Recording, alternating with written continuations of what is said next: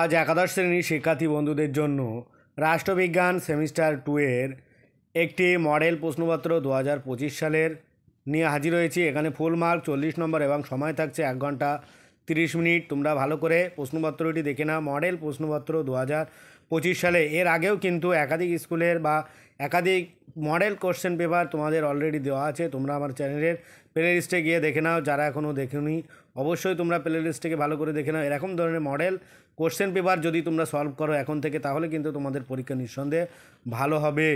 আর যারা এখন আমার চ্যানেলটিকে সাবস্ক্রাইব নেই অবশ্যই চ্যানেলটিকে সাবস্ক্রাইব করো। অলরেডি যারা চ্যানেলটিকে সাবস্ক্রাইব করেছে তাদেরকে অনেক অনেক ধন্যবাদ। আজকে শুরু করছি একাদশ শ্রেণী মডেল প্রশ্নপত্র 2025 সালের রাষ্ট্রবিজ্ঞানের একটা গুরুত্বপূর্ণ প্রশ্নপত্র। এখানে কি বলছে, একের দাগ নিচের প্রশ্নগুলির সংক্ষেপে উত্তর দিতে হবে। বিকল্প প্রশ্নগুলো কিন্তু লক্ষণীয়। 2 নম্বরে 5টি প্রশ্নের উত্তর করতে হবে। একের দাগ সংখ্যালঘু প্রতিনিধিত্বের ক্ষেত্রে ফার্স্ট পাস্ট দ্য পোস্ট পদ্ধতির অসুবিধাগুলি কী কী? অথবা থাকছে ভারতের নির্বাচন কমিশন কবে প্রতিষ্ঠিত হয় এবং প্রথম নির্বাচন কমিশনার কে ছিলেন? 2 দাগ Montesquieu the spirit of the laws গ্রন্থের মূল বিষয়বস্তু কী কী? অথবা থাকছে জন রলসের বিচার তত্ত্ব কীভাবে ক্ষমতা বিভাজনের সঙ্গে সম্পর্কযুক্ত? 3 দাগ ধর্মনিরপেক্ষতা বলতে কী বোঝো? অথবা থাকছে ভারতের গণতন্ত্রের মূল বৈশিষ্ট্য কী? 4 দাগ সংবিধানের মৌলিক অধিকারগুলি কিভাবে আইনের শাসনকে প্রতিষ্ঠিত করে তা ব্যাখ্যা করো। অথবা থাকছে ক্ষমতার অধিকার কোন ধরনের বৈষম্যকে নিষিদ্ধ করে? 5 দাগ রিনাসের মতে জাতিগুলি কিভাবে গঠিত হয়? অথবা থাকছে জাতীয় আত্মনিয়ন্ত্রণ বলতে কী বোঝো? এরকম ধরনের আরও একাধিক প্রশ্নপত্র পেতে অবশ্যই আমার চ্যানেলটিকে সাবস্ক্রাইব করে পাশে থাকা বেল আইকনটি ক্লিক করে রাখো, যাতে পরবর্তী ভিডিওগুলো সবার আগে পেতে পারো। আর ভিডিওটি বেশি বেশি করে তোমার বন্ধুদের সাথে শেয়ার করো, যাতে তারা এটা পেয়ে অনেক বেশি উপকৃত হয়। এরকম ধরনের আরও নতুন নতুন ভিডিও তোমাদের সামনে নিয়ে হাজির হব। আর যে ভিডিওগুলো অলরেডি দেওয়া আছে তোমরা আমার চ্যানেলের প্লে লিস্টে গিয়ে দেখে নাও। আর ভিডিওটি বেশি বেশি করে তোমার বন্ধুদের সাথে শেয়ার করো।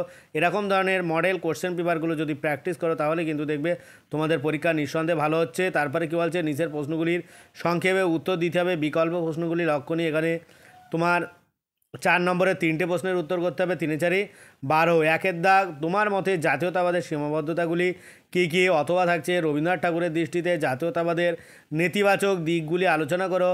2 দাগ ভারতের নির্বাচন কমিশনের ভূমিকাগুলি আলোচনা করো। অথবা নির্বাচন সচেতনতা বৃদ্ধির উদ্দেশ্যে নির্বাচন কমিশন কী কী পদক্ষেপ গ্রহণ করে তা সংক্ষিপ্ত রূপে আলোচনা করো। তারপরে আছে 3 দাগ ভারতীয় সংবিধানের অনুচ্ছেদ নম্বর 21 কীভাবে নাগরিক জীবন ও ব্যক্তি স্বাধীনতাকে সুনিশ্চিত করে তা ব্যাখ্যা করো। অথবা থাকছে ভারতীয় সংবিধানে বর্ণিত মৌলিক অধিকারের গুরুত্ব আলোচনা করো। তারপরে আসছে নিচের প্রশ্নগুলি উত্তর করতে হবে। এখানে 3 দাগ বিকল্প প্রশ্নগুলি লক্ষণীয়। এখানে তোমাদের কিন্তু 6 নম্বরের 3টি প্রশ্নের উত্তর করতে হবে। তোমরা ভালো করে প্রশ্নপত্রগুলো এখন থেকে প্র্যাকটিস করো, তাহলে দেখবে তোমাদের ফাইনাল পরীক্ষা নিঃসন্দেহে ভালো হচ্ছে। এখান থেকেও কিন্তু তোমরা একাধিক প্রশ্নপত্র ফাইনাল পরীক্ষা কমন পেয়ে যাবে, বা যে প্র্যাকটিস সেটগুলো দেওয়া আছে তোমরা যদি এইগুলো ঠিকঠাক করে কমপ্লিট করো তাহলে দেখবে তোমাদের আর কোনো অসুবিধা হচ্ছে না। 1 দাগ কী বলছে, এখানে বিবেকানন্দের আধ্যাত্মিক শিক্ষা কীভাবে ভারতের সামাজিক ও রাজনৈতিক সংস্কারকে প্রভাবিত করেছিল? অথবা থাকছে স্বাধীনতা সংগ্রামে নেতাজি সুভাষচন্দ্র বসুর আজাদ হিন্দ ফৌজের ভূমিকা আলোচনা করো।